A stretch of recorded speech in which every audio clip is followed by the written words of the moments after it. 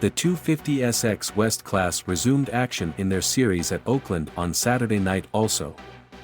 Due to the race being postponed, this round initially was set to go off right at the start of their series but instead was inserted as their fourth round right in the middle of what was going to be about a 2-month break. As such, two riders in particular were a little caught out by the quickness of the series returning to action in the form of Rockstar Energy Husqvarna's RJ Hampshire and Monster Energy / Pro Circuit Kawasaki's Cameron McAdoo. Both riders had crashed separately at Anaheim 2-3 weeks ago, with Hampshire damaging his shoulder and dealing with some internal bleeding, while McAdoo had bruised up his arm really bad from a crash in practice. Both riders admitted they were not at 100% coming into Oakland, but as they sat 16 and 17 points, respectively, behind championship leader Jett Lawrence, they knew it was go time no matter what.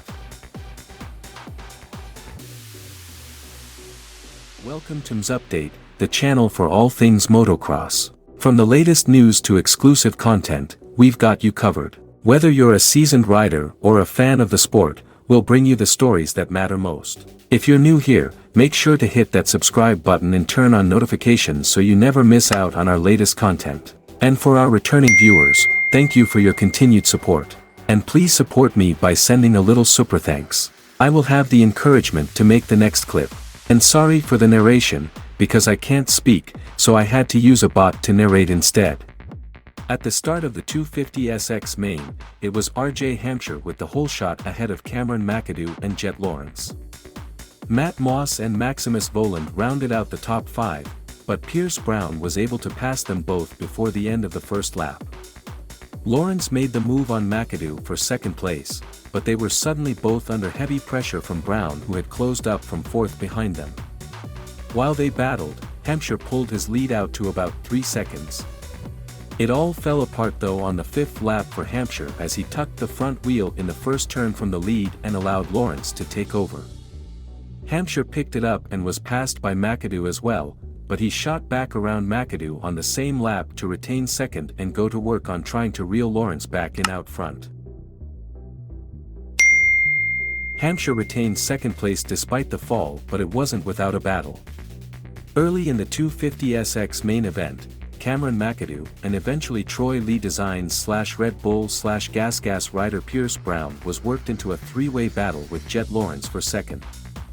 When Hampshire fell, he also fell right into that battle with McAdoo initially passing him for the spot before Hampshire got back around. That wasn't the end of the battling for McAdoo though, as he eventually had Brown catch and pass him, only for McAdoo to pass Brown right back and provide a little love tap as well that sent Brown tumbling to the dirt. From there McAdoo would hold on for the final spot on the podium, which was a welcome sight after a similar 2 weeks of recovery.